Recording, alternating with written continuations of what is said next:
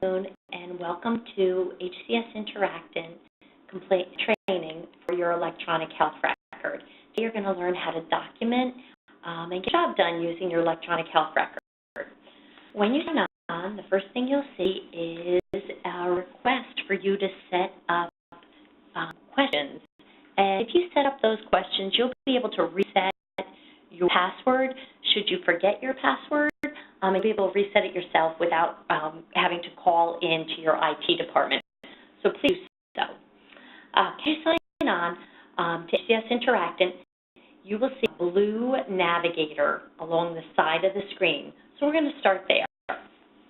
At the top of the blue navigator is a little icon that's 3 bars.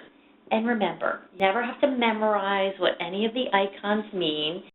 Instead, just hover on the icon and a little tooltip bubble will appear and say, oh, this is to expand it. So go ahead and expand your blue navigator column.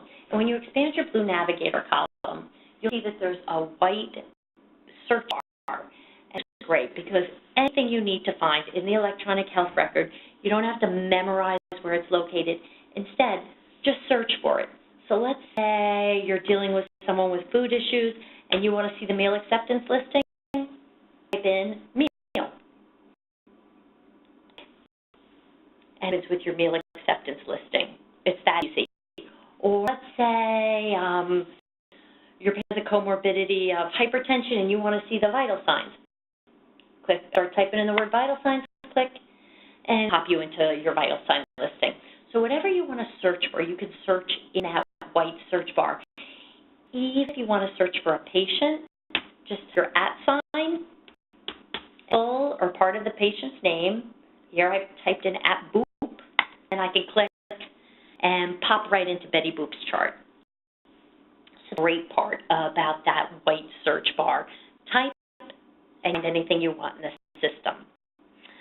Below the white search bar, on your blue navigator column, is my name. My name today is Training1MD. And say that's my name. Everybody has a unique username and sign-on that gives you the authority to see and do what's necessary for your job. And preferences for that are displayed behind this little head. So let's go into our application preference, into our preferences by clicking on the little head name, and it'll bring you to your information and preferences. First thing, button, if you want to change your password, you can click and change password. Update your security questions. Remember, these are the questions you're going to set up so that you can reset your password without having to call the IT department. You can do it here. You can set up your smart text.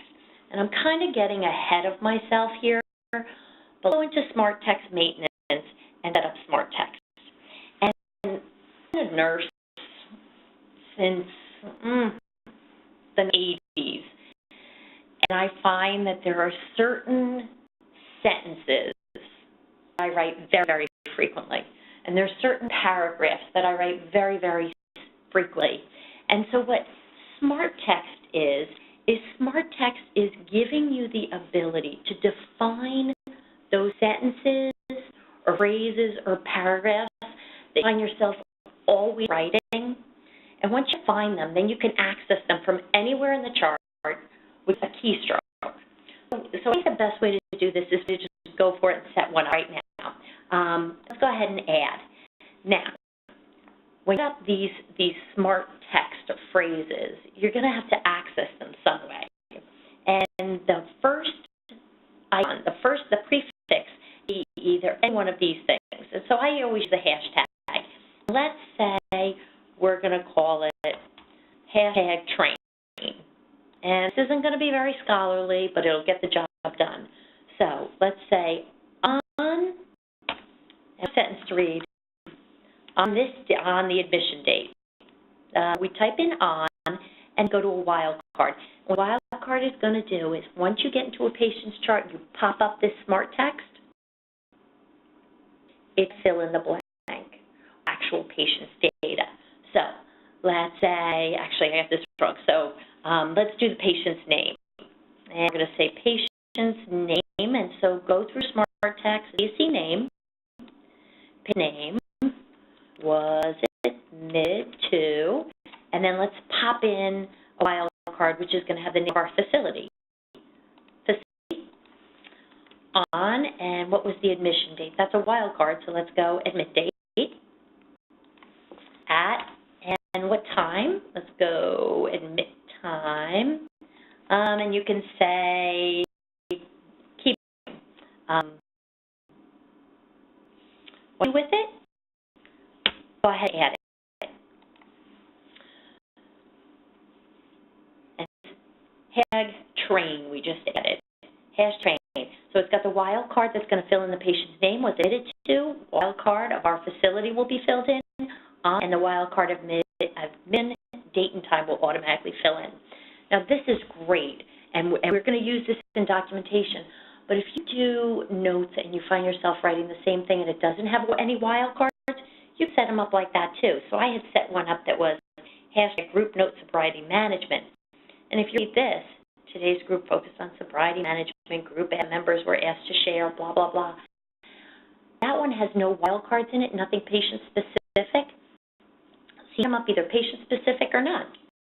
Either that works for you. Okay, so setting up your Smart Text maintenance. It's accessible next to your name in the blue navigator column when you hit head. Keep that in the back of your mind that we set up this hashtag train as a Smart Text, because we'll circle back and talk about that later. Out of that, and next we are going to head down our navigator, and the next thing on it is favorites. And what favorites does is it says, these are the buttons, places in the patient's chart where I go the most frequently. Okay? These are the places I go the most frequently under my favorites. The only person who can define favorites is you. So you go in and configure your favorites if you want to use them. And anytime you have to configure something, go to the little cog wheel and hover over it, and it says it's to configure. And when you click on the cog wheel, options contains a list of everything that you have the authority to in the chart. And click on things like physician search and move it over, physician to-do list, and move it over. So click on anything that you like on the All Options tab and over to your favorites list. When you're happy with your favorites list, you can save it, or you can drag and drop things to a different order, save it. Favorites list is long. And every time you go into your favorites, you're going to see what you configured to be your favorite or most used options. It's just a way to save time. Next option in your Blue Navigator column is your electronic medical record. And this to me is the clickety-click, click, click. So if you want to access something, click on electronic medical records, and it is in clinical documentation, click on clinical documentation, and another one pops up.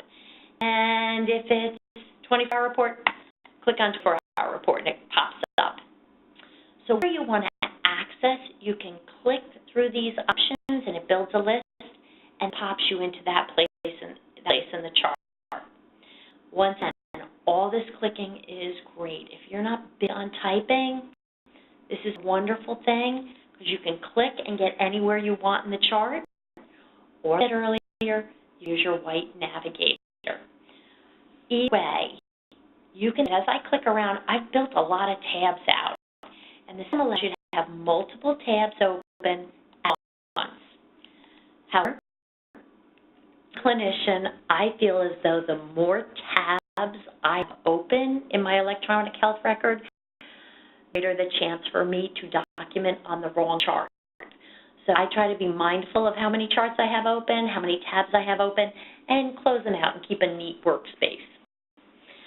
Okay, I'm going to keep going down the blue navigator column, and next is insight reporting and insight analytics. And those ways for you to analyze the data and what's going on in the system. Your navigator column also has a bunch of icons at the bottom. First is your message board, and that pops up when you first sign on the system. But if you don't want to, if you want to access it once you're logged in, you can access it from this icon. Your frequently asked questions, your policy and procedures. Next icon is lock session. This is a very practical button.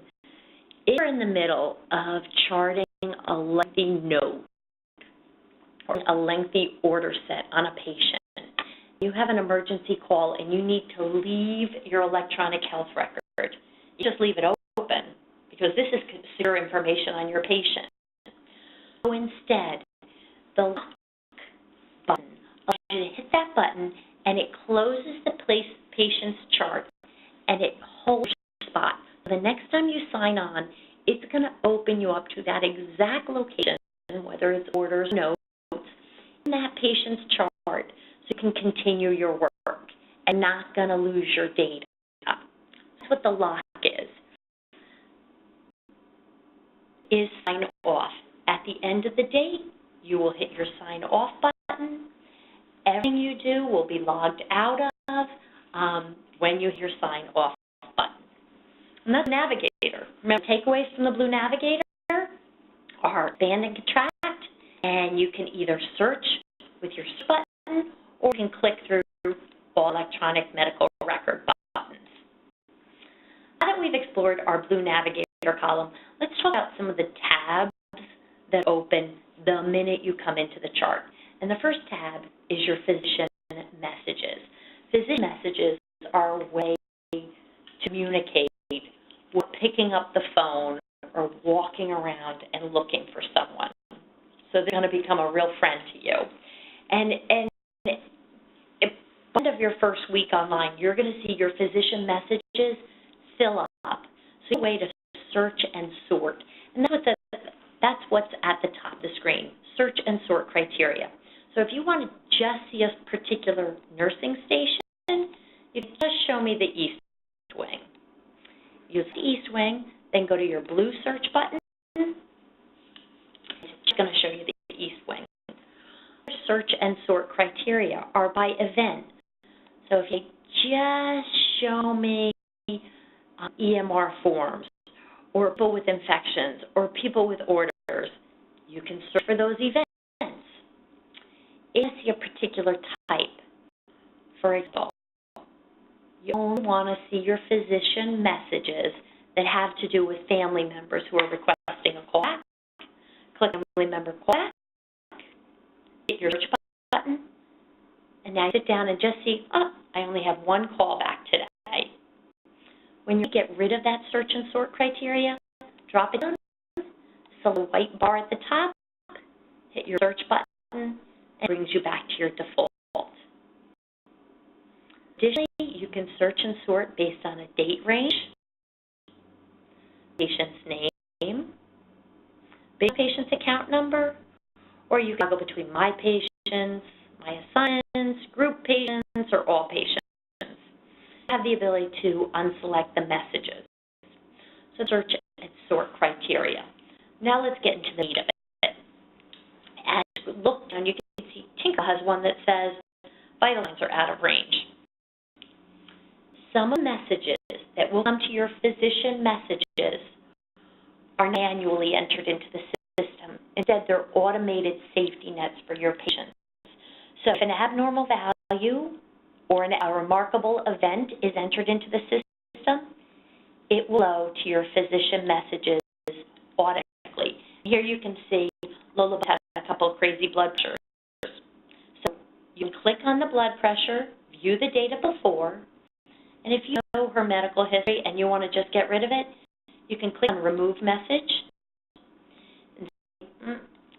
The reason removing it is because it's resolved. This is normal for her. Move it, and it updates the patient's chart. Other things that come here are going to be someone writing a note and sending it to you. Talk about how you would manually enter one. By manually it, you would select your patient, and let's say we're going to add one on Tinkerbell. Select Tinkerbell by clicking on her name and then add message. You say what type it is, because you're going to search by type, and in this case, let's say it's a family member requesting a call. Call daughter Sue and her number. That's a good number. And go ahead and save it. Now, whoever logs on will see this message for daughter Sue. And they can actually click and see that you entered it, MD Training 1 doctor, okay? Once they resolved it, they would remove it the way we removed one from Lola Bunny. And if you enter this and then you realize afterwards, whole banana, I charted it on the wrong patient's chart, you can always go in, click mistake entry, and say, the reason this was a mistake entry is I copied it from the wrong patient's chart, and go and remove it. The only thing you're going to need from this screen is the history. So if you go into Tinkerbell and you hit the history button, it's going to allow you to say, show me all the messages out there on Tinkerbell historically. You do that. If you go on vacation and you miss a few days of work, this list, if you don't have people covering, may become very lengthy. I'm going to go into both East Wing and West Wing, which I select the white, and then I hit my blue search button just to show you it can get pretty lengthy. If that's the case, and you just want to see the patient's name and look for one patient's name, see your expand all and collapse all. Collapse all with the collapse button, and then say, here's Wonder Woman. Let me just go in and look at Wonder Woman. Okay, so it's just navigating through the data. Make it easier for you. A physician message tab is physician to-do list tab. Physician to-do list is defaults to your physician to-do list. But if you would prefer to show for all physicians in your group, click the button, show for all physicians in the group, then the blue search button, you're showing for all physicians in your group, okay? For everybody in the group, if you want to just see for you, deselect that button and hit your search. There are different categories or view for physician to-do list. Here are the categories. If you want to pop around and go right to unsigned scanned documents or another category, click it and then float to the surface. Click on it and it will float to the surface. If not, start with all and work your way down. Some defaults a week for your date range, but as always, you can click on a little calendar and widen your search criteria, your search window, and your refresh button. If you need to include discharge patients, you can select and include discharge patients. Let's just scroll down and see what we got out here. So we have outstanding documentation due on Tinkerbell, Wonder Woman, Anne Klein, and William. So, icons. They show you what's outstanding. This is the daily psychiatric eval, which hasn't been done every day this week for William. You wanted to do that documentation on William. You can go to psychiatric evaluation note that's missing. See the little green piece of paper? I hover on that icon of the green piece of paper, and it tells me what it is. And then you click on that green piece of paper. It opens William's chart to that section of his chart. So that if you want to just do documentation now, it puts you in that section in his chart, and you can proceed with the documentation. Let's go back to our physician to-do list. If you had to go into his entire chart, you could click on the little open account icon in front of his name, and that opens his chart. Alternatively, and let me close out William, you go to this icon, which says he has unsigned verbal orders, and if you click on that icon that says unsigned verbal orders, it does the charting section of his chart. Instead, it puts you to his unsigned orders. And in this case, you can select one, you can select all, and sign them. So your physician to-do list is your work list, but it also gives you buttons, little icons that tell you what you have to do, and then put you to that place in the chart. So it's a cool tool. Okay. Expiring meds, unsigned documents, unsigned orders, unsigned scanned documents, unsigned transcriptions. It's something you need to sign. Click it and sign it, use it, see historical data behind it. If there's any document stored with it, or an image, like maybe an image of the patient's cuts that they've inflicted, print it or export it. Anytime signing, you can sign one individual item, or if you look quick, everything looks cool to you, if you click the button, it allows you to sign all your signed orders at once. Down, unsigned, scanned documents. In this case, there's a difference in that's display. So let's say Ann Klein came to you from your local emergency department and they scanned in her lab work, her toxicology report from the hospital. You can display and view that document. If you like it, go ahead and sign it, refuse it, or print it, and so on. That's your physician to-do list. It not only shows you what you got to do, but allows you to get there quickly and efficiently. Next tab, physician search. Before we get into the meat and potatoes of your physician search, let's talk about sort criteria. And the sort criteria is at the top. First thing, by nursing station. Do you want to see just the east wing, just the west wing, or go with the white, and you see the whole facility? So ability to select which area, which nursing station you want to see. Hit your search button and it sorts on that criteria. Next is physician type. All account, attending, covering, admitting, group consulting. The other one that's not self-explanatory would be group work list. Group work list is something you would create if you want to set up a list of patients who you want to work with. And remember, we're going to set that up right now so I can show you how you set it up. And if you don't know where to find anything, we talked about earlier, you'd go to your search and you'd say, I can't remember where to find my group work list, and click. Alternatively, if you would wanted to click to find it, hopefully it up in your favorites, or you can go to your electronic medical record search and say, is that under physicians? And here's your group work list assignment. So a couple of ways to get to it. Okay, it defaults to today's date, but you can change your date, change your shift, and now your group. Let's do El Dorado Psych. Facility, you want to slice it by a nursing station before you get this group work list? If so, drop down that nursing station, hit the search button, and you're go.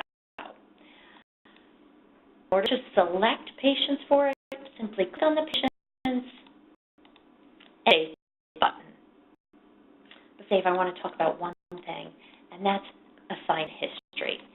At any point, if you want to see who cared for a particular patient previously, like Betty Boop, select patient, it highlights Betty Boop's name in blue, click on assignment history, you can see everyone who cared for her previously. All right, now we're done with our group work list assignment, close out of it, and back to our physician search. Search and sort criteria based on a patient's name, based on their account number. A number is their identifying number, unique identifying number for this episode of care, for this stay. Medical record number, a unique number that identifies them by their lifetime identifying number. Next in sort criteria is alert. Let's say you want to see patients who only have X, Y, or Z. Select it from this linked list. Let's say you're on a crusade to make sure any PRN anti-anxiolytic drugs people follow up on. You could say, how many people who took PRN med with no effectiveness charted, select it, go to your search button, and yay, look, all patients have been cared for and reassessed. Go back to white and search button to relist everybody. Other search and sort criteria are severity and classification. Into the meat and potatoes. Here's a list of all your patients' names, their room numbers, their alerts. These are the same alert light icons that you saw on the physician to-do list. Remember, I'm going to go to your physician to-do list. They're the same icons,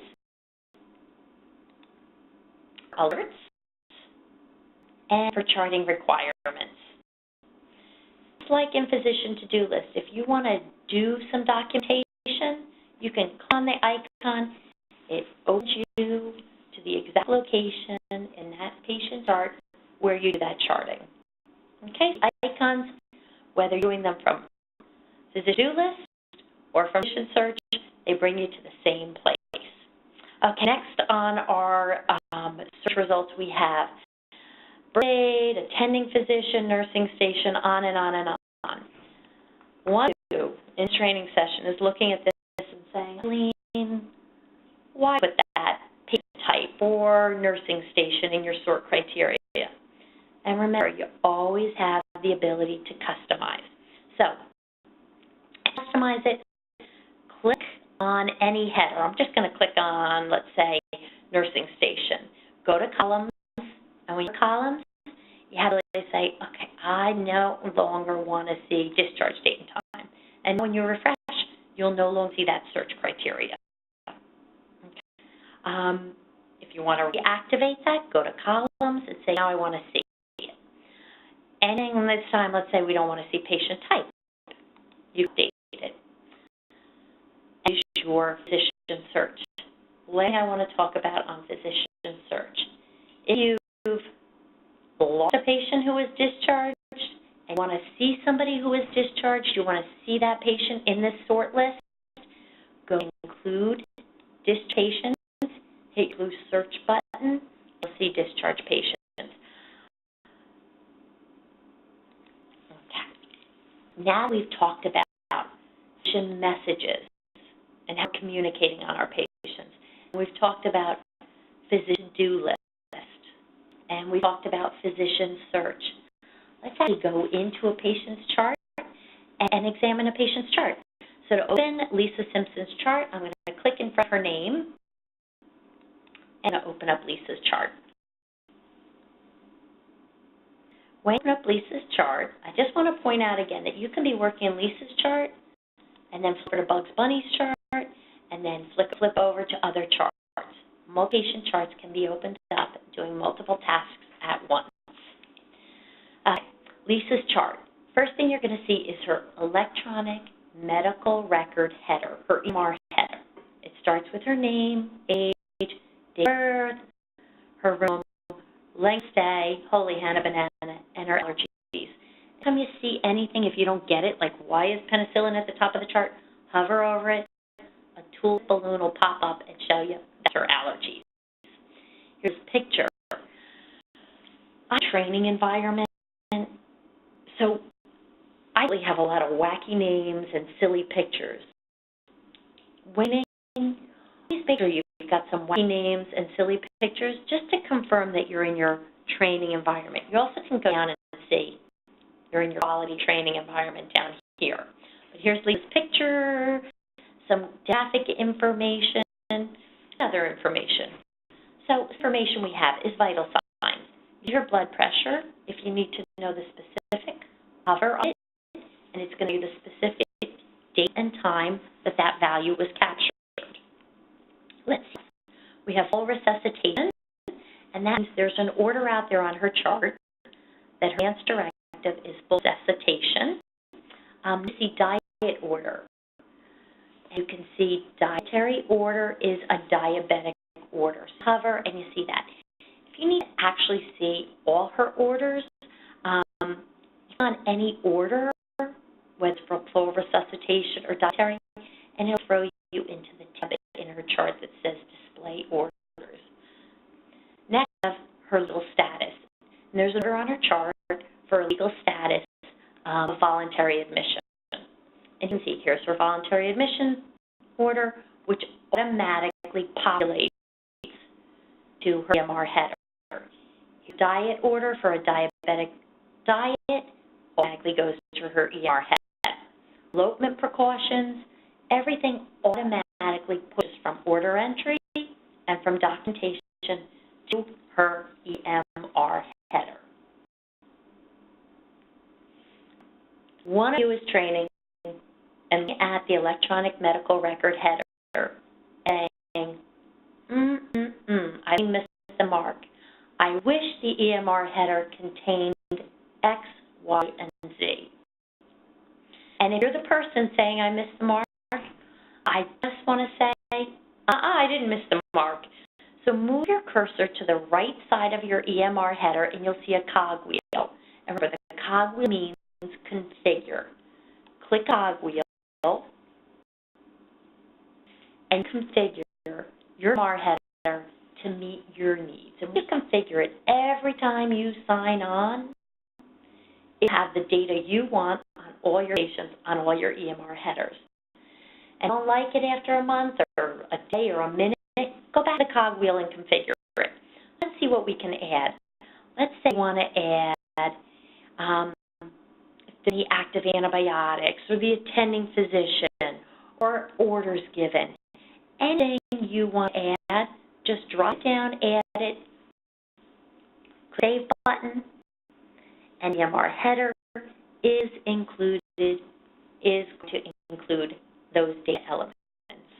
That's your EMR header, and your EMR header is fantastic because it gives a snapshot.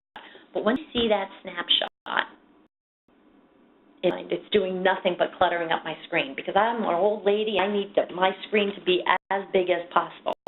So look at your EMR header, and you want more real estate on your screen. In front of Lisa Simpson's name, there's two little arrows. I call that a caret. Click it and push the EMR header out of the way. It'll give you more real estate on the screen. When you want your EMR header back, in front of her name, click arrows, and you can revise your EMR header. So you click and take it and put your EMR header. Okay.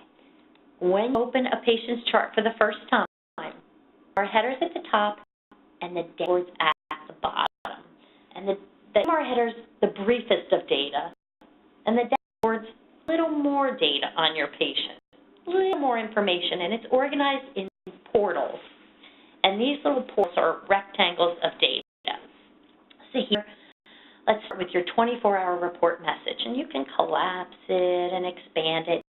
And here you can see this message to call the daughter and sign out of whack. It's deja vu all over again, because this is the patient-specific information on patient Lisa Simpson that you previously saw in the physician message. Here, once you drill down into your patient, account information, contacts, you're looking at data on your dashboard. And if you look at the data and you think, it's good to see that data, but I wish I had a little more data, and each you see a squiggly line, you can data. And in this case, let's say the squiggly line was by vital signs, and I want to just see my blood pressure and my pulse, and I had defaults for a week, but I want to see for 8 days, update your graph, visualize the data, any parameters, update the graph. When done with it, select, close out. And it's a squiggly lines, meaning that you can graph. A pencil means that you can edit or do documentation. And let's just go there. Click on the pencil. It's going to throw you that module, that place in the chart where you do the charting. Vital signs. Here's your vital signs in the middle of the screen. If you want to see all this, you're dealing with some meds that are going to make your patient hypotensive. So you just want to see blood pressures for the past month, go ahead, see your blood pressures. Or if you want to graph it, you can graph it from here. If you want to see all your data, X out, see all your data. When you get all your data, I do want to just point out that some of the data will have little icons after it. Everything, hover the icon, and a little tip bubble will say what the means. In this case, it's a mistaken entry. If more information, like what mistaken entry about, click on the specific data element. In this case, it's a 98.6 with a red flag. Any scratch pad at the bottom of the screen, you'll see that at 12:04 it was one charting item, and then it was corrected. You can see the mistaken entry. You can see the data. This one, 927 at 1036 has a little I after the 101.6. Hover a little I, and it means, ooh, a note.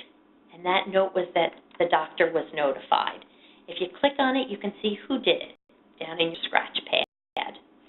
Before we leave vital signs, because I know you don't do a lot in here, you can hear vital signs limits. If your patient's taking certain meds that make their vital signs traditionally low, thinking of blood pressures being low and you want to change the flag, you say, for this patient, Lisa, we're not flagging it as outside normal limits if it's below these numbers, and save it. Set limits for your patients. Okay. And we're back to our dashboard, because remember, we were still in this dashboard portal, vital signs. Squiggly lines, hover, and you can graph. Pencil, do your charting, the caret, and collapse it. This I have in my dashboard. If you look at my dashboard and you say, I missed the mark, you didn't put something in it that should be there, click cogwheel, click on cogwheel, and configure it. Say, we don't want medical resources on it, we don't want the guarantor on it, we don't want account information, but we want this 24-hour message to go to the top, drag and drop. When you like the selected portals, and you're happy with not using these available portals, hit the button, and now it's to show only what you want. Always move them to where you want, and here you can see your active orders. Move them, make your portal work for you. Now viewed the EMR header, configure the EMR header, the dashboard, and configure the dashboard. Let's do work and place some orders. I call these red buttons in the middle of the screen, I call them work buttons. That's where I do all my work during the day. Let's go to your work button called Orders and Results, Excess Allergies.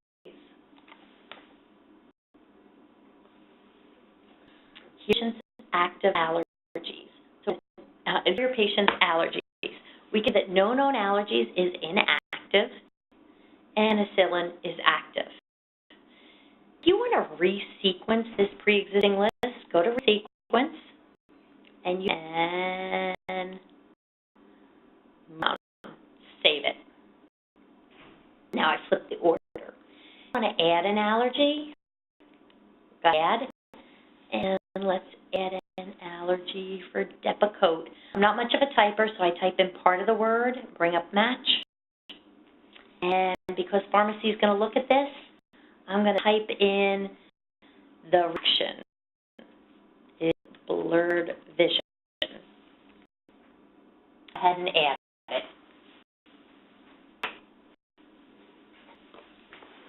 Now that you can see I've added the Depakote, if I need to update that allergy, select the Depakote allergy. It'll hit your update button, and then you can update it. So let's update and say, and an itchy rash. Save. You can see it's updated.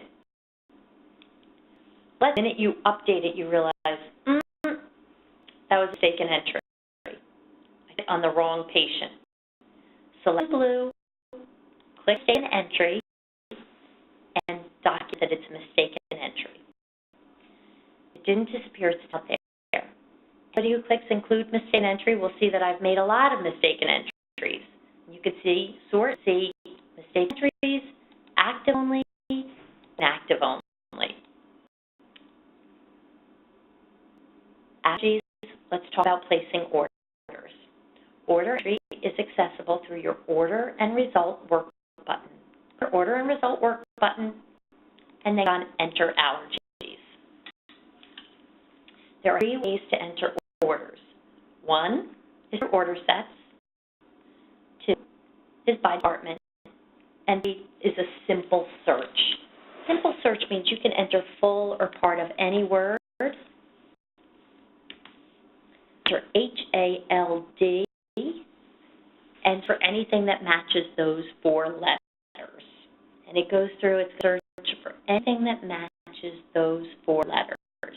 Once I get any match, I'm going to select the 5 milligram tablet of Haldol, pull up my order detail. Order detail that's required will be in red if you try to save it, and it won't let you place the order without getting that required detail. So look at some of the order detail for our good old Haldol. So frequency is, let's say, daily, and there's a red required field for why we're ordering Haldol. And next I want to talk about request type. This is important. When you make an order, a now order, the system wants to know what you mean by a now order, because a now can affect your next order. So let's say you're placing this Haldol and you say now. If you say, if the computer asks you, will this now request for the Haldol be in place of the next scheduled time at 9 a.m.? So Haldol you're ordering as a daily medication. These are given out at 9 a.m.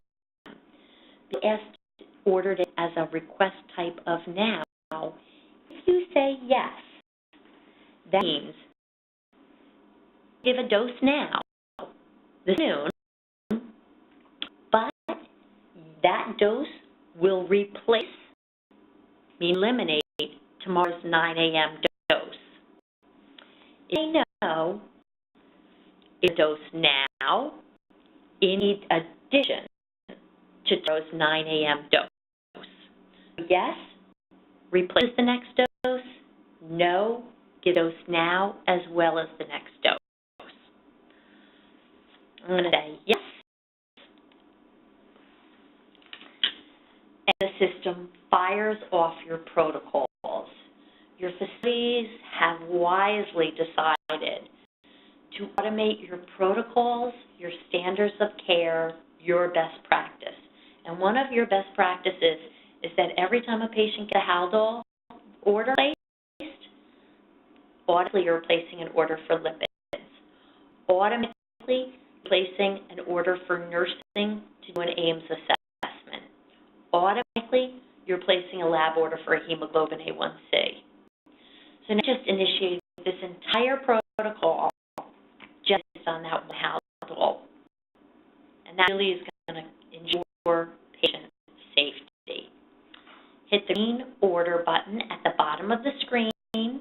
These are just on a scratch pad, so once you've got the orders on the scratch pad, hit your green order button, and until you see that selected orders have been placed, until you pop up your orders haven't been placed. Once you see pop up, hit OK, and you place those orders.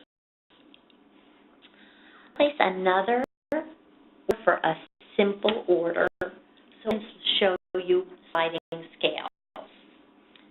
Sliding scales, whether it's for Ativan, whether it's for insulin, a sliding scale is a sliding scale. And this is to, for demonstration purposes, no. You've already seen the order detail screen, frequency, and our frequency is ACHS. And we're going to make this insulin a request type green, my required field. Insulin dependent diabetes. Now this is important. Here's your sliding scale. Up, down, and you see numerous sliding scales that are your protocol, whether it's the high, some insulin resistant, the low, or the medium. Here's your scale. If you're comfortable with it, you can hit save. If you want to change it a tad, because you know, please hit save.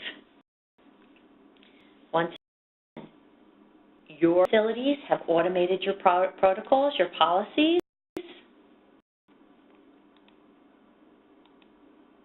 So every time you order an insulin, don't worry, you're ordering the finger sticks.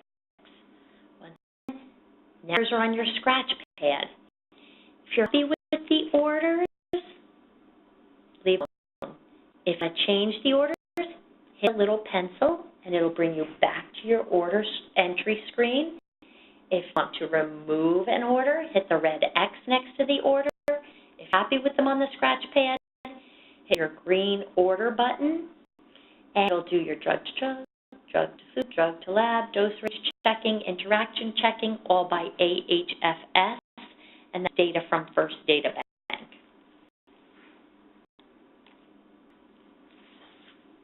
So that's a simple search for an order. Typing in part or full name of the orderable and get a match. Another way to place orders is by department. What's a lab order, or a med order, or a precaution order? Just go through and you can say, okay, here we go. I'm in precaution. I want elopement precautions or what have you. Let's place a simple lab order. So bring up the list. Once you're happy with the list, click on a place. And when you're happy, hit your green button. And when you see this message, select orders have been placed, you're good to go. So in addition to simple orders, different orders, click, click, click, you've got order sets. Order sets are awesome. Order sets allow you to place multiple orders all at once. So you've got a variety of order sets. Some of them are like engine order sets, and let's just cruise through this and see. Click and get their legal status. Click and get their code status, as well as their diet and labs and meds. So this is one example of an order set. I love this order set because you've got a bunch of different ibuprofen for different indications. Love it. Or let's see, order set. You can based on diagnosis. So you've got an opioid detox protocol. Order set. Let's do it. Zofran. We want to order the Zofran. Click on Zofran. We want to order the naproxen. Click on the naproxen. What else do you want to order? Anything else you want to order? Click on it. This particular order, if you click on the first liner or orderable in the group, monitor per COWS protocol, it will activate every one of these orders in the order set. Or you click on two of them like I did. It's all good. You've built your scratch list of what you want to order. Clean order button. And magic happens, the safety. All the data is going to come from First Data Bank. Drug to food, drug to lab, dose range checking, HFS checking, and it's going to give you a severity. 3 is the severe, 2 moderate severity, 1 most severe. If you need more information, go to this little icon and display more information. If not, give the reason why you are overriding this. Close third, so you can see the interaction. You can see the dose range checking right here. If you're comfortable with it, go ahead and place the order. And select orders have been placed. Okay, so we talked about order entry being simple orders, departments, orders, and we talked about how your orders will explode and place additional orders, whether it's additional lab orders, nursing documentation orders, or in the case of this opioid detox protocol, this first order activates or orders all the orders in the set. Placing your orders, entering your orders. Let's take a breath and check your process. Your unique process at your facility is that once order placed, there's a process. And if you place the orders as a provider, those unconfirmed orders, if it is during pharmacy hours when there's a pharmacist working, those orders go to pharmacy and confirms them, After pharmacy confirms them, they end up on the electronic medication administration record for shipping. You place the orders. After orders, they will simply appear on the electronic medication administration record. They will have a note after them saying that they're unconfirmed by pharmacy and nursing can go ahead and give them. If you place the order and instead the order is a verbal order, the verbal order will be placed and then it's going to end up on physician to-do list as an unsigned order.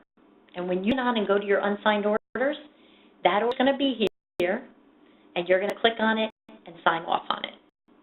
Okay? That's your order process. I do want to say one more thing that's not pertinent to you, but important to you as a provider. Your patient administration record by nursing. Please do your clinical documentation work button and medication administration record. Your nurses are using this MAR, with barcoding technology, to barcode the patient's wristband and the barcode on the back of the patient's meds in order to administer meds. If a med has been placed on an off hours, remember I said it's going to appear on their list but unconfirmed, and this house is an example of that. We placed orders and we talked about how your process works. I think we should look at the orders we placed. So go to your work button called Orders and Results and Display Orders.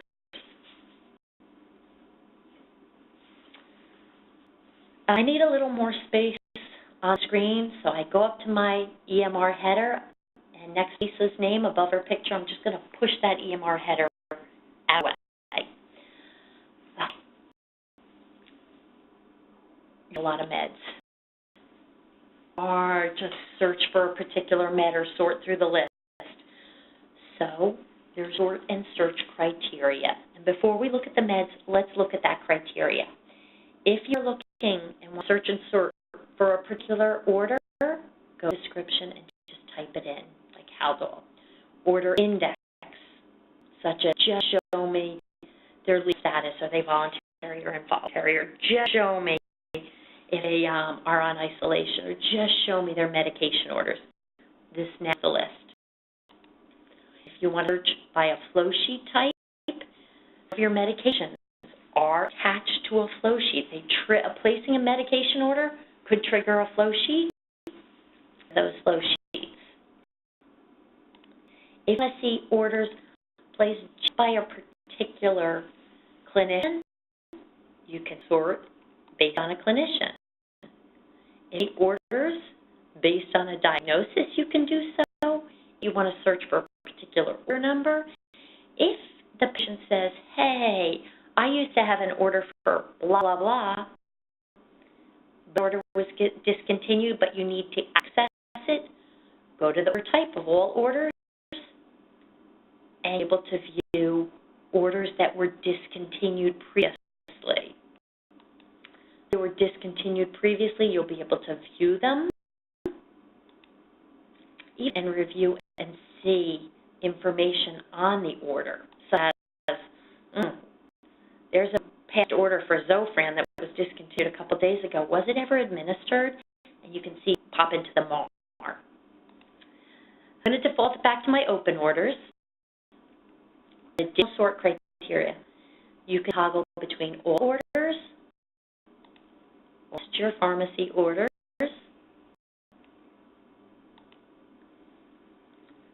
If you're placing your orders and displaying your orders and you're worried you didn't place any PRNs, click on your PRN flag, and you can see and say, oh, yeah, I got the antiemetic and the anti-pain med covered. I have my PRNs covered, and then go back to both. So spend a lot of time on these search and sort criteria just because you spend a lot of time placing the orders and you're going to have to view them. And when you view them, that's not everything. You want to actually manipulate them. So if you look at this, here's an order for Zofran. You can see the status. You see the order date, duration, start date, stop date, on and so forth. Pharmacy bill, pain, if it's stat, if there's any overrides, you always have the ability to view that information. And you view that information through these buttons. So once you select an order, and I'm going to work on the Zofran, you can go to order information and display the order. And unless you select an order, here's the Zofran. Look and close it. Unless you select an order, buttons won't be active. So if you select an order, those buttons are dead. So select Zofran, go to order information. You can see the history, i.e. who ordered it, who in pharmacy confirmed it. Administration would be which nurses have administered it. That's a button because some of your medications are tied to administrative criteria, such as you have a clonopine is tied to a blood pressure, so you could view that from administrative history. You can update the order. So your Zofran, let's say your Zofran, you update the order, and then click on update. You can go. If you want to discontinue, replace, or extend it, click on it, then click on what you want to do. In this case, I'm going to discontinue it. It defaults to cancel by clinician, but if some other reason you want to discontinue it, you click on therapy completed, what have you, and discontinue it. And poof, Zofran's gone. Remember, if you need to get back to that Zofran, where do you go to? All orders. If you want to review about the order, such as patient information, remember, here's your first data bank information, 4th grade level, including my favorite, how to pronounce it. You can also print it out from here, patient or their family. Other options are print your rec, demand label, your MAR label, refill, and you can even export your med listing.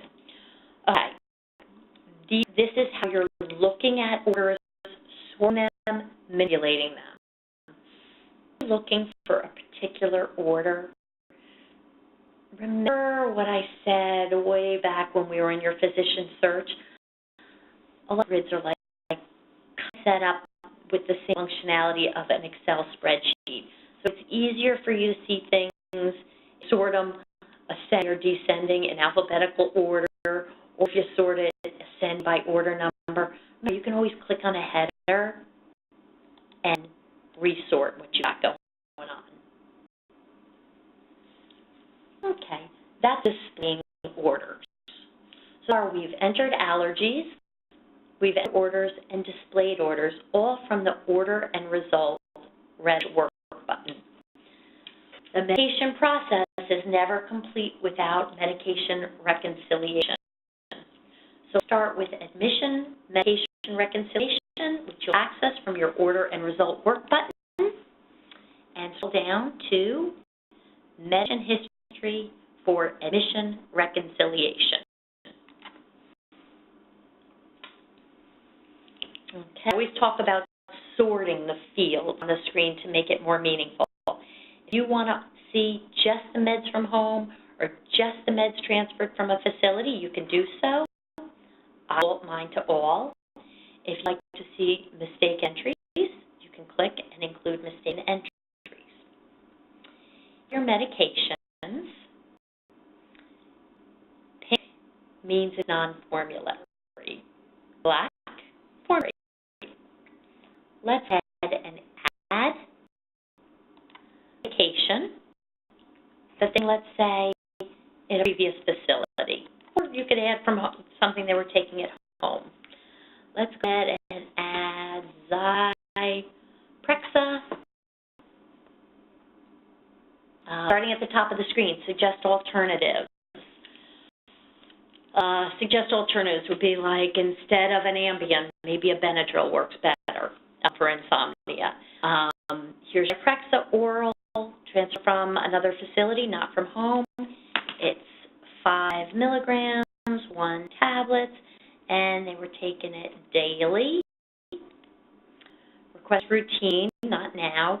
You can document the last given date and time. If you don't know, say you don't know. Clients, the patient reports they were taken as prescribed. Any comments and additional notes? Okay. Status. Here's an important field. If you document the status is do not continue, that means you're just documenting that on a that this patient was in Zyprexa, either home or in a previous facility. That means, and you're not continuing the med. If you document continue, that means that you are continuing the Zyprexa when you hit the green button to become an inpatient order. Okay. Med required field. Add. And recognize these screens. It's going to throw us into the inpatient order entry screen. Order this Zyprexa on an inpatient basis. And here's our Zyprexa, and everything defaults. If you're happy with the order, hit save. If you're not happy, change one. Go ahead and know that your protocols are firing. Zyprexa, you got a lipid panel, the nursing documentation, hemoglobin A1C. Remember, if you don't like an order, say, oh, I did this hemoglobin A1C, so I'm getting rid of it. Hit the red X. If you manipulate or change the order detail, hit the pencil. If you hit your order button, and you place the orders. If any drug to drug, drug to food, drug to lab, dose range checking by AHS case for dupes, you'll see right here, just like an place an order. In this case, it's saying it's a dupe, not on a drug, but on documentation. You can continue right from the screen. And no order is placed until you see this information, selected order has been placed. And now you've placed the order for the Zyprexa. Okay, next we're going to talk about med history for discharge rec. Go to Order and Result Work button and select Med History for Discharge Reconciliation. All of your meds are listed. They're grouped differently on this screen.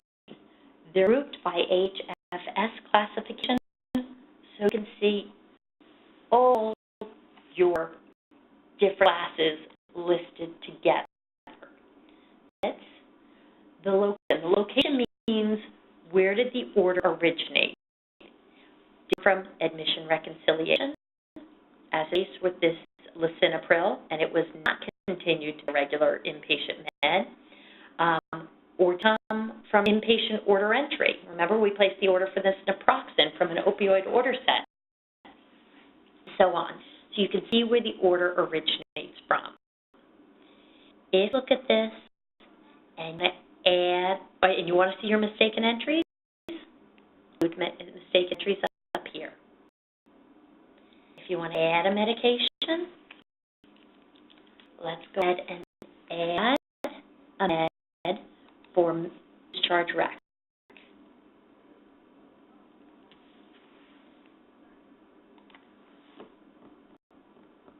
Add a loss, and it's going to be 50 milligrams, 1 tablet, and I'm ordering it daily. If I want to add comments,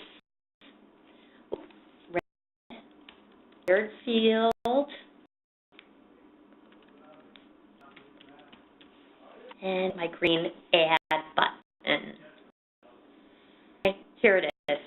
Okay, you need to update that order.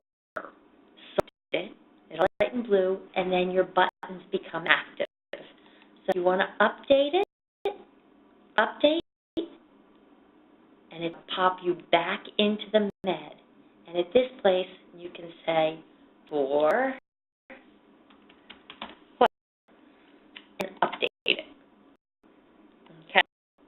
Now we did the medication. Now, mistaken entry.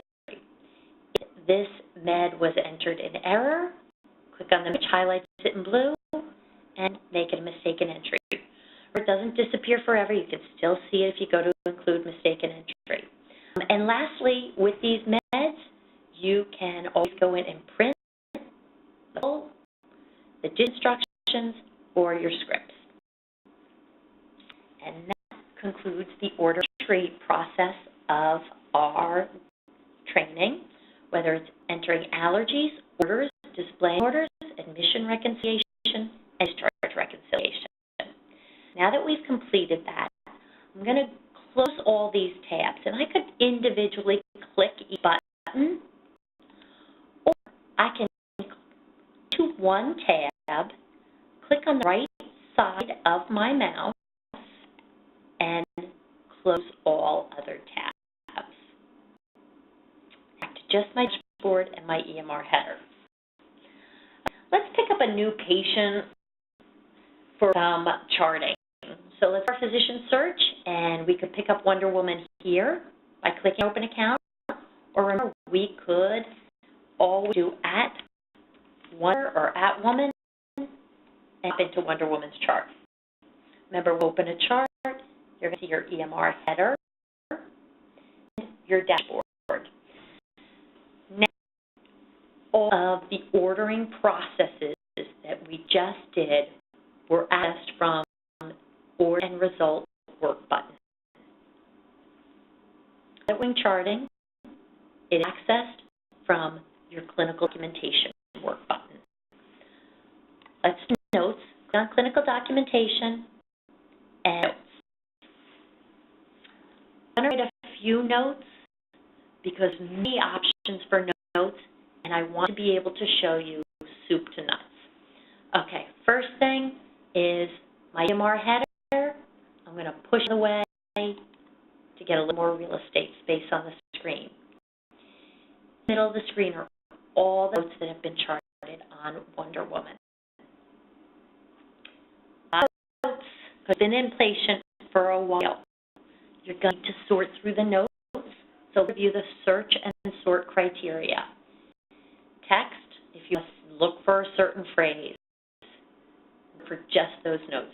Discipline, if you just want to see a certain discipline, you just want to see the nurse notes, you just want to see activities or physician notes. User, if you just want to see the documentation done by Dr. Spock. Template, remember that some of your orders generate documentation, so you just want to see your AIMS notes. Tag, I just want to see my behavior notes. You can search by a date range, by including or entry notes, drafts, unsigned templates, and so on. And the search and sort criteria is unconfirmed and confirmed. Those are search and sort criteria. Okay, and we want to see all of our notes, discipline tags entered by, and so on. I'm going to start by entering a simple free-form note. To enter a note, go to your Add button. It's got the green plus sign. Hit Add, and add a note. Okay. The current date and time defaults. Let's say I did this note an hour ago. I change the time. It will capture the time. And this is notes and assessments. It will capture the time that I said I did it, which was 1 o'clock, as well as the current time when I entered it into the computer. Here's my discipline. I'm signed on as a physician, and tag. Remember, you can sort and just see your behavior notes or just see your education notes. So in this, I want to tag it as a behavior note. Okay. When you type a note, if it's a really good note and you want it to go to the 24-hour report, automatically send it to the 24-hour report. If you want it to be sent to your physician messages, remember our physician message tab, you can designate that it'll automatically route to the physician message, or you can have it automatically route to both 24-hour and physician message, or select the white and it's going nowhere. Okay, this note. Let's start small and work right up. I'm going to start with a note. Type A, type your note. If you're happy with that note, you can spell check, see your plan, problems and goals, free to find notes. If you're happy with that, you can save it as a draft, or cancel. Another option available are smart texts. Remember we set up smart texts earlier? We went in, and I'm going to just show you briefly, we went into the name, the little head, and we set up smart texts. And we set up smart texts, and the smart texts we set up, some were silly, some were good. There was one we did #train, #group sobriety. I did one #Eileen's phrase. Okay, let's cancel out of the maintenance and cancel out of the maintenance and see how do we access these. So remember, whatever you call your smart text, and I called it #Eileen's phrase, and it said, today we met with Wonder Woman about therapy at Behavioral Health El Dorado. For example, #MG, I had one that was #group, one that was group no sobriety, and I pulled that up. This is awesome. Remember I said I've been a nurse since the 1980s, and I find myself charting the same thing over and over again, whether it has a wild card being Wonder Woman's name, or no wild card like this sobriety management one, how you access them. And up, #group note, #admission note, #Eileen's note. But what is if you can't remember what set your smart text templates to be? Eileen's note or #whatever note. If you can't remember what you set your smart text up to be, hit your function 4 button. At the top of your keyboard, there's a little button that has the letter F and the number 4. Hit that button, and all of smart text will come in a pop-up, and then you can bring them and select. So once again, function 4, click, and you're going to fill in the blanks on your on your group notes, on your smart text notes, okay? Then you're going to chart a note. You save it as a draft, or in this case, I'm going to cancel out of it. Okay. Creating a note using smart text. Awesome. But we want to create a note in a different manner. So let's go back into add a note. I want to copy and paste into this note. Like I know a Word document. What I'm going to do is I'm going to add this note, but before I start typing, before I say F4, give me the smart text, it's doing that, I'm going to screen in half so that I can copy and paste it. And I can copy and paste from anywhere. It's just easier with me from a split screen. So we're adding Note tab. Hit the right side of your mouse, which is the incorrect side of your mouse. Hit the right side of your mouse, and you get this Close tab, Close Other tabs, Close All tabs, Remove Other View. And it chops your screen in half. Chops it in half, and here's this note that you're adding. Okay?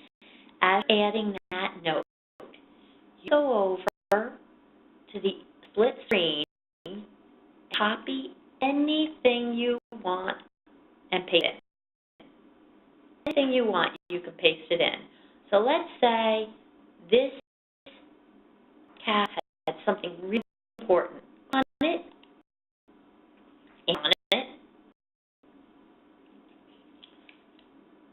See what's so important on it,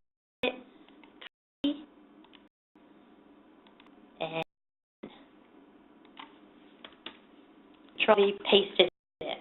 Go save it. Okay? And you want to copy and paste in, you can copy and paste in. I have a required field. I've got to tag it. Let's tag it as a behavior note. Save the note.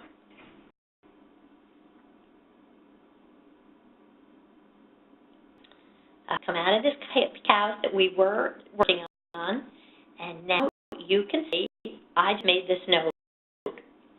And to make this note, I realized that's a mistaken entry.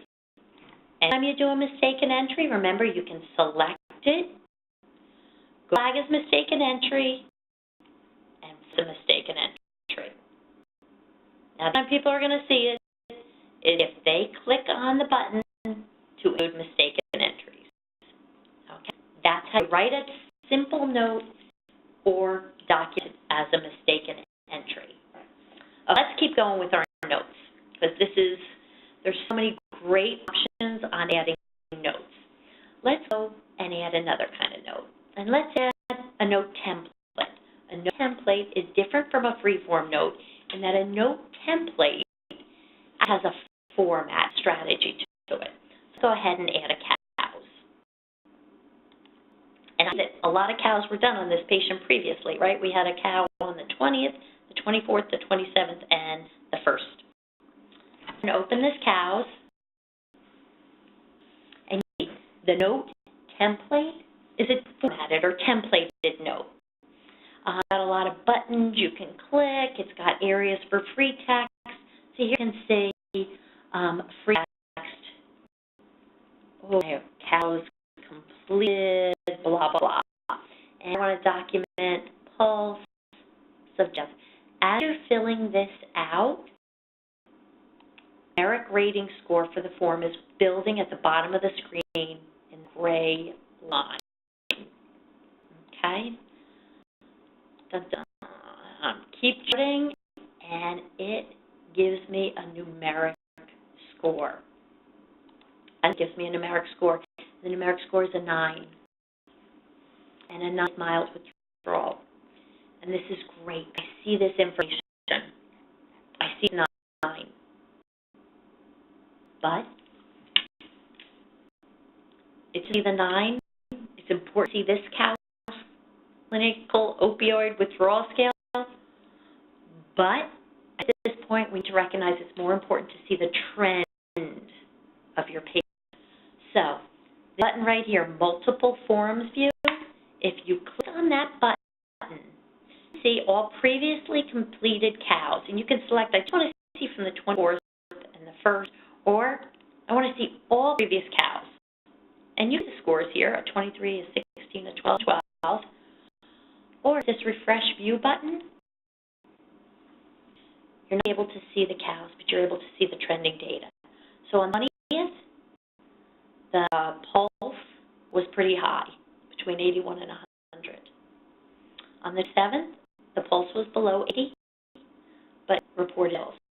And you can scroll through and see the trending data on your patient.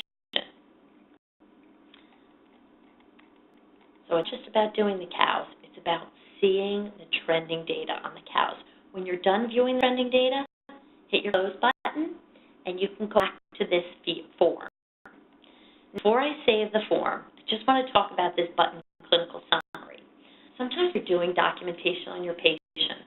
It's great to go into multiple forms view, because multiple forms view allows you to see the trending data on that assessment. So if you're doing a Braden, you can see trending data on the Braden. If you're doing the falls, you can see the trending data on the falls. If you're doing the cows, you can see the trending data on the cows, the trending data on the SEWA if you're in the SEWA. But if you want to pop in and see the entire chart, then you click on your clinical summary button, and it puts you into a read-only view of the entire chart. So anything you want to see on the chart, you're right here. You're still in this cows, but you're looking at the entire chart. And after you see what you need to see on this chart, you can click on the summary, or you could flip over to your cows and continue on your cows. So talked about the clinical summary, which pops you into the entire chart. Talked about the multiple forms view, allows you to see trending data on this particular form. Check missing required fields. Let me pulse. Click any required fields will be highlighted, star, and we'll run that way until you complete them. And then, of course, spec. Okay, once you're done, go ahead and you can go ahead and save that form.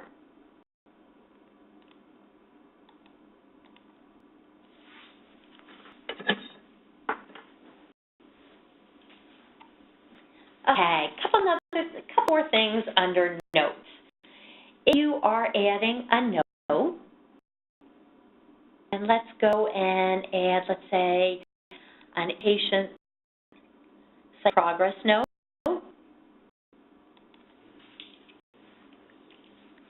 An open button to an inpatient psychiatric progress note. Now, we talked about the split screen previously, but I'm going to review it on this because it is a little complicated. Before we review it, here's your assessment tool. It's divided into categories.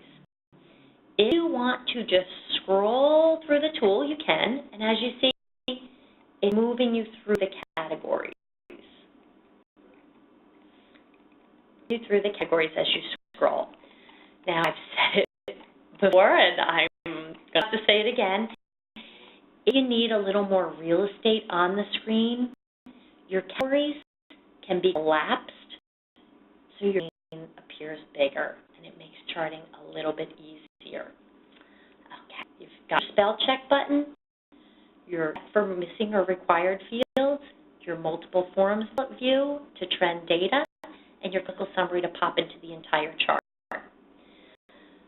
You see in the body of your inpatient psychiatric progress note is that chief complaint reason for admission is yellow. It's yellow because it's set up to carry forward from the previous assessment. So when it carries forward in yellow. You save it, it saves white, so there's no wacky audit trail. If you update it, it changes white till you've updated it. So here we go. Something number of hours slept. Carries forward from previous charting in yellow. If I change it or save it, it goes white. So there's text boxes, there's radio buttons, there's clicking, scroll through. But some of it, like history of presenting illness, that's a lot of typing. So talk through all of our options. First option would be smart text. Remember smart text? We talked about you can hit a smart text code, whether hashtag, admission note, hashtag, items, cheat sheet, or another option is you can copy and paste. And I talked about it, but we're going to do it again. Copy and paste. You can go elsewhere in the chart, inquire onto a previous assessment, inquiring on an inpatient psychiatric progress note that was done a couple ago, and the ability to copy and paste anything you want from this or any note, and paste it, grab something here,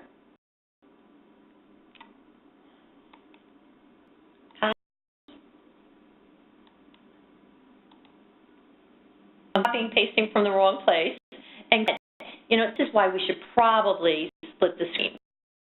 Okay, so I'm adding this one. Let's actually go over and move it to the other view, right? I right on the tab, and when I click on the tab, it pushes it over to the other form, and then copy and paste. Whether I copy and paste from here, it in, or could open up a note, and paste it in. The important thing here is that when I copy and paste in, that's what I'm copying and pasting in, it's going to appear in purple. Copy, paste, purple, PP. So that your eyes are drawn to the that you're copying and pasting in, it's going to appear purple to designate that you're copying and pasting it in. When you save it, it is white, or if you update it, it turns white. So there's no audit trail. Copy and pasting, you can go anywhere in the chart and simply copy and paste anything into your form. Once you're done, you can save, cancel, and with that form. Okay, so we've talked about notes. Notes, back out so you can see again, are accessible from your clinical documentation work button. Under Notes, you can add free text notes or a templated note. Either way, once you add a note, you go back and select the note and inquire on the note, copy the note forward, take that note, and allows you to re-document on that note. It copies all the data in it forward, and way, if nothing's changed, you'll see everything's yellow because it's coming forward. You click it and then save it. In addition to the option of copying a note, you can update a note. So if you update a note, it allows you to add, and let's actually go in and update. Update allows you to change data on the form. So previously said, something about your patient, you go in and update, let's say, suicidal thoughts, depression, addictions, and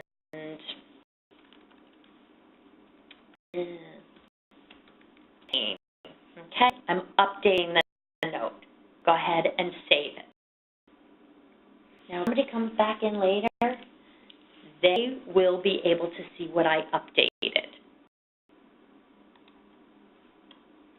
And see it as they would select the note, they'd go to Review and History. So here's a note, and New Answer is on this. Okay? The new answer, not the old answer. If they want to see the old answer that was updated, include mistake entries, and you can see. So the original documentation was suicidal thoughts, depression, addictions, and then when updated, suicidal thoughts, depression, addictions, and complaint of chronic pain. Okay? So update allows you to make a few changes to something previously answered. Different from update is addendum. I'm going to select addendum. If it was previously charted, addendum will not allow you to change that charting. Addendum, add. Addendum only allows you to add data, something that wasn't previously charted. So you need to find something that wasn't previously charted on this, and that's what you can make an addendum to. Allows you to change something previously charted. Addendum only allows you to add to something that's not previously charted. Okay. So we got update and addendum, confirm, cosign, triggers. I know you keep seeing my triggers pop up. Remember, your facilities have wisely decided to automate your processes, your best practices, your protocols, your standards. So sometimes you'll document something, and it will trigger additional documentation to become required. And to see what that additional documentation is, go to your trigger history, and you can see the note was triggered by this, violent, self-destructive, and this is what was triggered. If you want to go ahead and edit that form now or remove it, you can do so. Print, you want selected notes. We talked flag as mistaken entry, and we talked about review. Now that we're done with notes, we're going to talk about assessments. Most physician documentation, your notes and DUA are under clinical documentation, notes. Much of your other interdisciplinary documentation is under assessments. For example, nursing admission assessment and nursing shift assessment are located under your clinical documentation work button and under assessments. Okay, assessments, same sort and search criteria. You can say, just show me my nursing admission assessment or my AIMS. Just show me notes or IQ notes. Sort by a date, sort by status, show me forms or my drafts, show me everything by a lifetime medical record number or just by account number. Okay, that's your certain sort criteria. Assessments that have been previously charted. One of the good things that you guys have going on is your nurses, after they do their admission assessment and shift assessment, they're going in and they're doing your body checks. So if you see a nursing assessment, and inquire the assessment well as any image they've uploaded. Okay, you can scroll through, view the information. Audit is who did it. Multiple forms view we talked about. That is in order to see trending data. Remember, we saw that on the cows. And clinical summary, remember, throws you into the entire chart. Once you've viewed what nursing documented on this assessment, you can close it out. Let's go ahead and add a form. And let's add the first one on the list, the abnormal involuntary movement scale. And once again, spec is here. Check missing required fields. Remember, they'll hide and be circled in orange and have a star. Multiple forms view for training data. Clinical summary throw you into the chart. Okay, you can scroll through to do the entire form. Or you click in category view, and this means you have to click through each category. Or if you're like me and like a little more real estate, you can put it away. Once again, as always, you have the ability to free type, and there's an area for you to free type, or you can use your smart text, or as always, you copy and paste. So go ahead and let's see. And paste data in. Okay, those are the ways to complete your forms. Save as a draft, or cancel. With these documents, we already talked about inquiry. You can copy them forward. So the aims, data moves forward from yesterday's aims, let's say, to tomorrow's aims, and it's time stamped and dated from today's aims. And you can update it.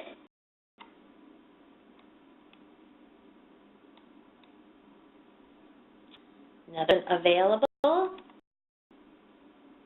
is your update button. Remember, update allows you to change previously charted.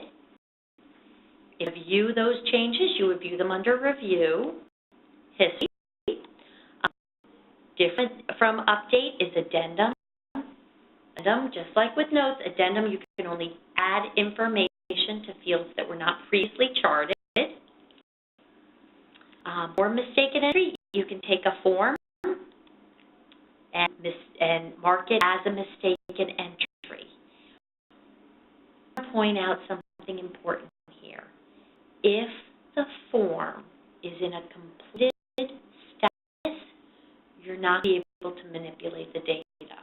So if you did that form and you need to manipulate the data, click on the form, it highlights in blue, go to your open button. Now you got Audit C is open, and now everything I wanted to do on the form, go ahead and do on the form. Let's update and change responses, add to previously unanswered, or mark the whole form as a mistaken entry. If I'm a mistaken entry, I have to give a reason, and I can go ahead and flag it as a mistaken entry. Okay. Generally, it is my understanding that nursing will be doing your body checks, but if you're with the patient, do documentation, and you want to document a finding and you need a body map, you click on the assessment to be open, so you may have to reopen it. Click on the diagram and document your findings. Document your findings, you'll go to the green plus sign, and say the pickup day is today, so I type in a T.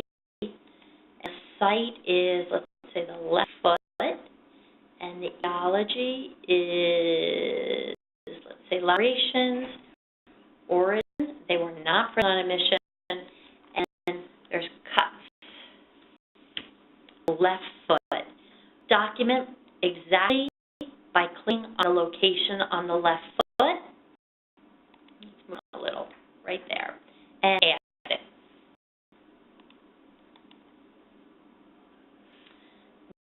anything that's been charted on the body diagram will be indicated. Here you can see somebody else picked up some lacerations on the hand. You picked up some lacerations on the right foot. And if you need to update any of this information, cuts and scrapes,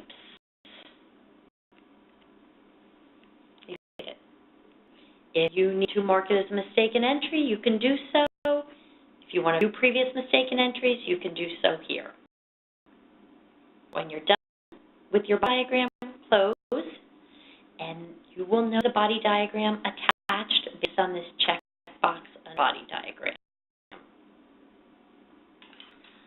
Now we have covered documentation, clinical documentation. We've covered assessments and notes. Both assessments and notes allow copying and pasting, as well as smart text, which is accessible through your smart text phrases like #Eileen's note or your F4 function 4 button. Now let's move on to your master treatment plan. Master treatment plan is accessible through clinical documentation and down to master treatment plan. Master treatment plan is exactly like assessments, so you'll be a whiz. You can sort based on the form, or by the discipline, by a date range, status, forms, or drafts. Let's go ahead and add a treatment plan.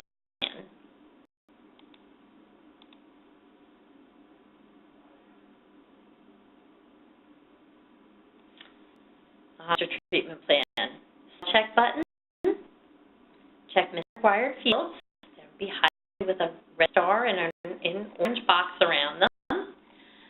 Button multiple forms view. Remember to see training data. Clinical free throws you into the patient's chart. Yellow is yellow because it was charted previously and it's carrying forward. If you change it, changes to white. If you save it, it changes to white. Okay. On master treatment plan, all your other charting options work. If you want to function 4 and bring up some smart text, if you want to copy and paste from someone else, you can do so. All of the functions are available. Plus additional functions. These functions include your problem list.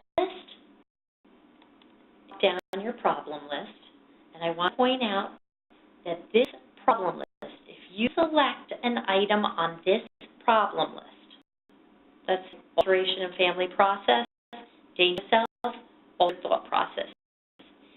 Problems feed woman's problem list on her group notes. So number 1, the 3 problems feed to her problem list on group notes. Number 2, these 3 problems on her problem list also feed to your care plan. They all feed to your care plan. Okay, so they go somewhere and need to be started on. Only functionality available here in the master treatment plan that we have not previously covered is patient signature. To your patient signature, and here, Wonder Woman, we're going to default to today's date and time. Click on the little hand, capture signature, and you can capture it in one of 2 ways. First is by mouse. You can just one with the mouse. And it's easy to capture it the second way using your Topaz device. The stuff on the Topaz feels like a pen or a pencil, so it's easier to document. And you've captured Wonder Woman's signature. Okay? Once you're done with the document, you can save as a draft, or cancel out of your master treatment plan. Okay. Now we are going to move on. PDF forms. PDF forms are accessible through clinical documentation under PDF forms. Forms, you can view, see if they're completed, see if they're signed, you have to get one signed, form or the packet, and let's say intent for treatment. Add it.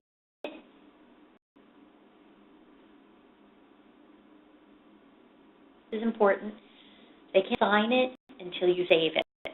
It's a part of the electronic signature legal process. So you add whatever form it is. Once you manipulate the form, capture the data you've got to capture on the form. And you capture the form, you have to hit the green Save button, which is located at the bottom of the screen. And you capture that information on the bottom and save it. And over here we've even highlighted in yellow what needs to be captured. Capture any information you need to. Save it. And save everything you need to save. Then go back and capture a signature on the form.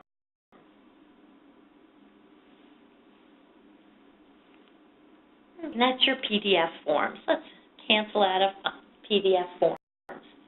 Okay, I want to make you aware of some functions that you probably will not use, but I want you to know they're out here. If you need to access the education that's been done for your patient, go to your clinical documentation work button, scroll down to education.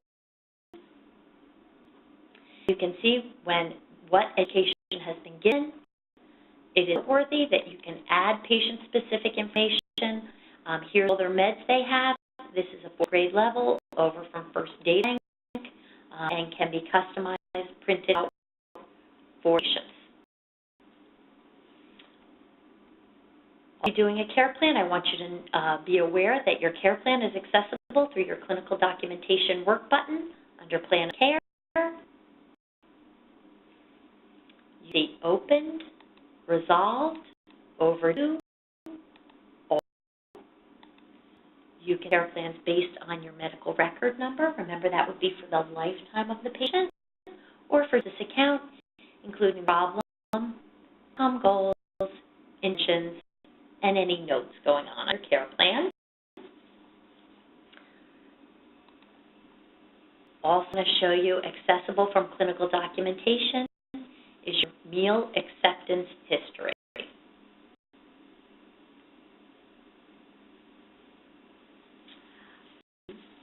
Okay, so those are some functions that you might not use freely, but you know they're out there.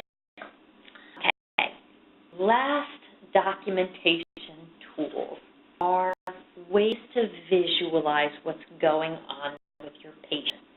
So go to our clinical documentation work button and talk about 3 tools to help you understand what's going on with your patient.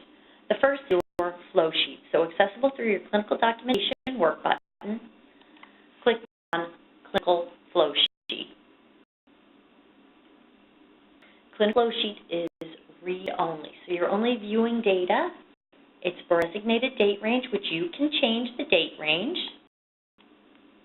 Change the range, hit your blue search button, and all it is your vital signs, your meal acceptance, and your amount of sleep your patient has been getting. That's the flow sheet. The second way to view information is accessible through your clinical documentation button, and it's clinical summary. And I know that we popped into the clinical summary briefly from your assessments and your notes, but let's go there again just so we can understand the tool and how the tool can help you. This tool can be sorted based on any date or time frame, by record number, meaning by the lifetime of your patient if they're frequent flyers, or by account number is just this episode of care. And here are categories, and you can click around and see all the categories. And this is a great way to view your patient. But with this, there's always a provider who raises his or her hand and says, but I want some of that stuff. I want what I want on this view. To that provider, I say, amen, you are correct. So go ahead and customize it. As with our customizations, go to cog wheel, click, and customize, meaning give yourself your own view. So I'm going to add a view, and I'm going to call this view, I'm about to transfer this patient to the ER. I just want the view to show 3 days worth of data. And I want to show allergies. And I wanted to show assessments that are done by the nurse and then about the profile. I'll show diagnosis. I don't care. I don't want to show education or master treatment plan or MAC. I want to show notes. I wanted to show the physician. I clicked in AP, say physician notes and physician progress notes. Show orders from departments and all sheets. It's big in the list of what you want to show in this view order. And if you like what you've got, but you want to change the order, drag and drop it, put it in a different order, and save it. And now we call the transfer to the emergency department close. If you want to just see that view, click on transfer to the ER or whatever you call it, and you'll just see that view. When I go to physician, my site, my provider set this up, and heaven forbid they have to ship somebody out, they set up a view like this, they hit the print button, hand it to the medics, and the patient's out the door. I have providers who know that this patient, upon discharge, will go to a clinic, and they want to have a clinic view because that's their colleagues, and they want their colleagues to have certain bits of information on the patient or their outpatient provider. Set your summary views using the cog wheel to save time long-term for your patient. So our 3 views that were first, clinical flow sheet, second, summary, and the last view is called your IDT report. And your IDT report is something that your nursing and your other clinical teams use during change of shift. And it's aggregated information. So it's on all the patients. Because it's on all the patients, I can't access it through Wonder Woman's chart. Instead, I access it through my search bar in my blue navigator column. So in my search bar, I type in ID or IDT, and here's IDT report. And I'm going to select my change of shift report. If you want more real estate, remember you can always collapse the categories to do more on the screen.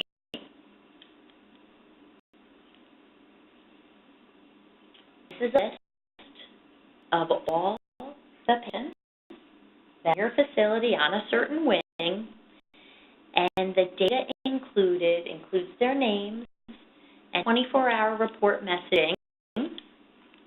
Their name, date of birth, admit date, and time, physician, any notes in these notes, such as the ones that automatically trigger, like your vital signs are out of range or your blood pressure is too high. We've seen notes like this, 24-hour messages, physician messages that were typed in saying patient antibiotics, or nurse notes, or notes call the daughter. So all notes that are pertinent. Also, your SIWAs, those scores coming right here. SIWA, you'll have your COW scores coming here, and your PPs and the reads. So all the IDT was designed for change of shift communication. If you need to see what is being communicated at change of shift, you can search for your IDT report and do that information. Okay, I'm going to go back to and just do a brief overview of what I've shown you. We started with our blue navigator column, being able to click to search, being able to use your Google-like search bar, and being able to search for any functionality, for any patient.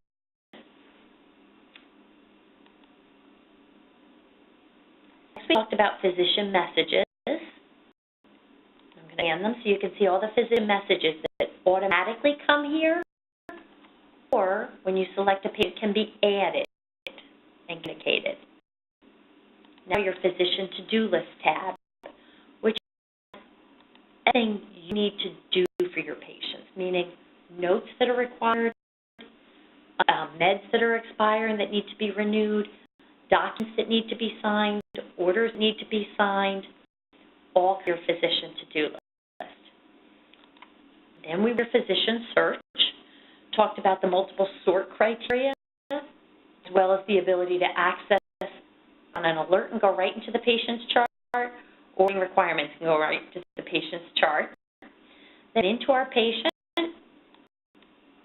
and we talked about her dashboard, about how the dashboard shows a glimpse of data on the patient. We talked about EMR header, which populates from documentation and from orders. Then we talked about placing orders, placing all orders, the whole process, whether it's allergies, entering orders, displaying orders, bed rec for admission or discharge orders. We talked those all lying under the work button called Orders and Results. And then we went to clinical documentation. Clinical documentation, all accessible under your clinical documentation work button. This includes assessments, notes, and treatment plan. Do reiterate all your documentation, buttons, radio buttons, multiple choice buttons, free text, yields, which is data carrying forward, copy and pasting, which is purple, and your smart text. Remember, smart text available based on your smart text code, which is always a hashtag and then INS note or hashtag admission, or if you can't remember your code that you've chosen, remember you can always use your function F4 button to get to them. This concludes your training session on HCS Interactive, and most importantly, I want to thank you for your time. It has been my pleasure, and I hope that you take full advantage of the system. Anytime you see a cogwheel, you use it. You customize it. You make the system yours. Anytime you have a protocol in your head, that you take it to your leadership and you say, hey, we can customize it, have our protocols automatically fire in HCS Interactive to have, keep patients from falling through the cracks. Thank you very much for your time, and I wish you health.